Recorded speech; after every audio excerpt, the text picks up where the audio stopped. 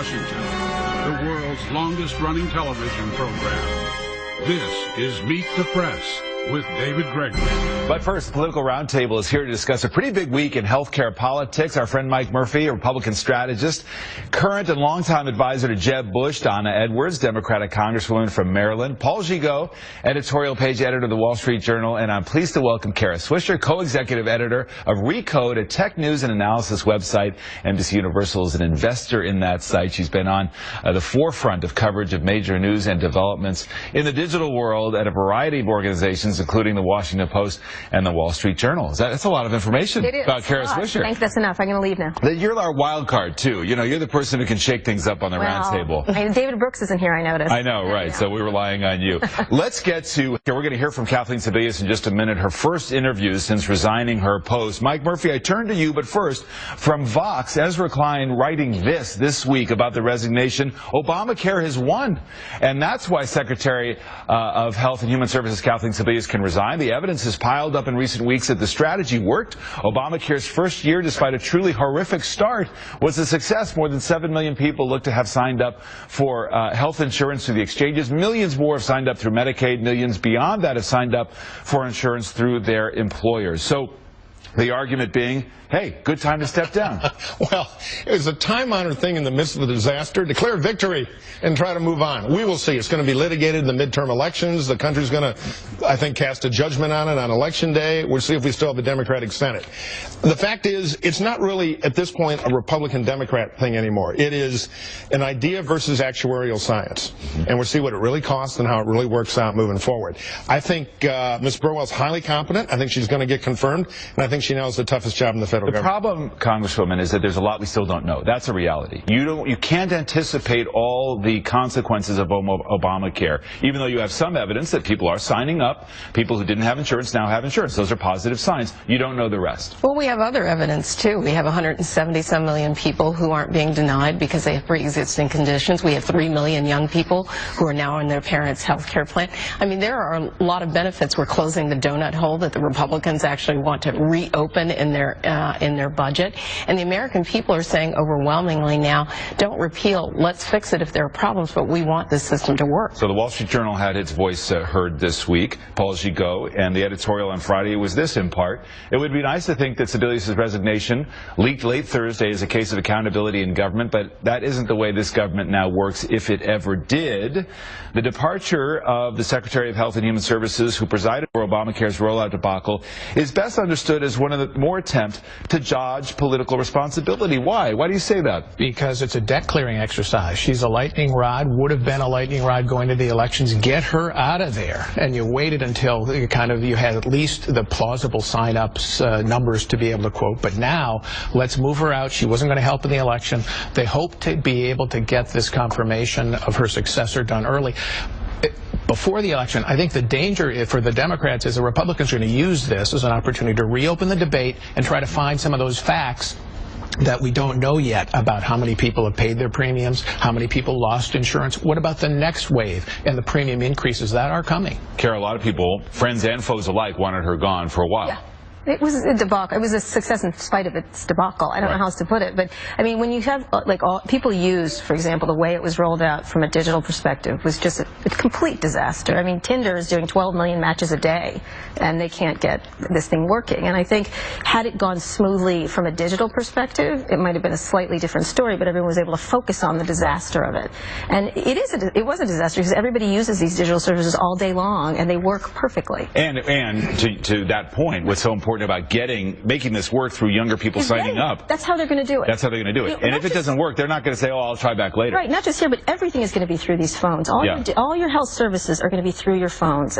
Some diagnosis, there's all kinds of things you can put in the phones where you can put blood samples. This is the way it's going to be, as a digital delivery of these services. There's also, Paul made a good point, there's a huge difference between clicking yes and paying and really enrolling. Right. And the experts who really follow this stuff think the delta could be as wide as 20%. Right. So we just don't know. This is is all kind of Washington vaporware. It's amazing that Republicans continue to want to do the bad news story of health care. I mean, the fact is, I agree there was a problem with the rollout, but the fact is that millions of people have signed up, millions more people have benefits. It's going to get better over time. Young people actually support the health care law even more overwhelmingly than almost any other category of Americans. It can't all be a bad news story. And it was time. Kathleen Sebelius' resignation, I mean, she was one of the longest serving secretaries, and this was the appropriate time. All right, let's do this. Let's hear from Secretary Sebelius. She spoke with our own Andrea Mitchell about the big political story this week, her resignation, the future of health care. We'll hear from her and talk a little bit on the other side of it. In retrospect, was it too complicated, too much to take on, to create this enormous program, roll it out the way you did? Should you have delayed the rollout and tried to get it right the first time? Well, I think there's no question, and I've said this many times, that the launch of the website was terribly flawed and terribly difficult.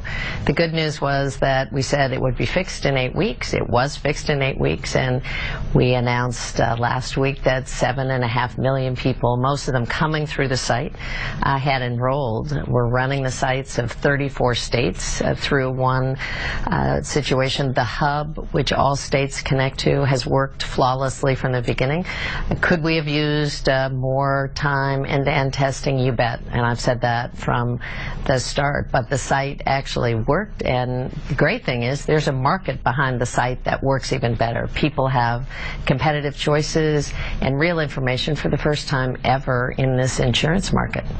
One of the things that has been written is that there was so much attention being paid as to whether the insurance companies would offer enough choices that not enough was paid to just the website, the technical side of it. Do you think that's possibly what went on? Well, I think there are two things, Andrea. There's certainly the policy team and setting this process up, trying to make sure we had competitive markets in every state around the country. And as you remember, we didn't really know until about 6 months out how many states would actually run their own sites, who would be on their own. So this was kind of a moving target. So yes, it took a lot of time on the policy side, on the market side, and there was a team in place with other people, outside experts coming in, kicking the tires, regular reports, regular dashboards on the tech side.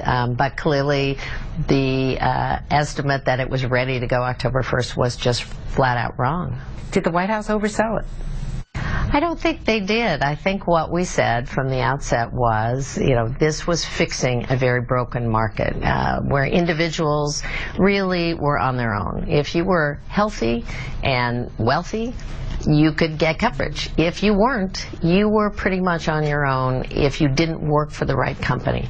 So that was fixed. We have millions of people, not only in the private marketplace, but millions more in expanded Medicaid, which is going on around the country with Republicans and Democratic governors.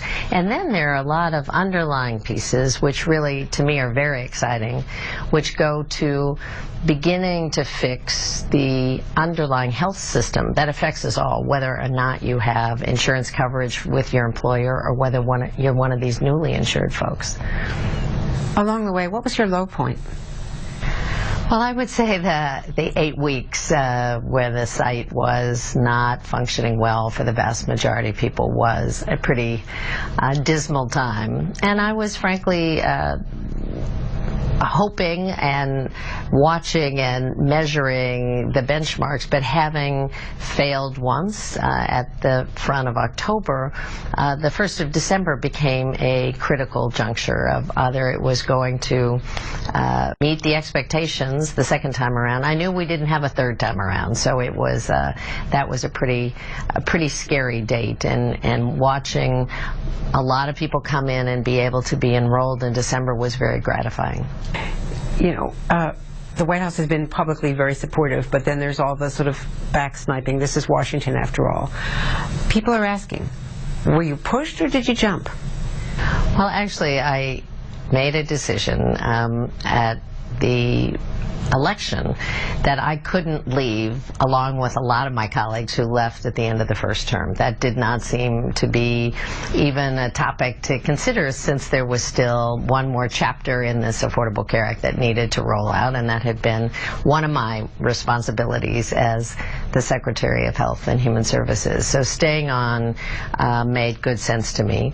I also thought that at the end of open enrollment was a logical time to leave. There is never a good time. There's going to be another open enrollment.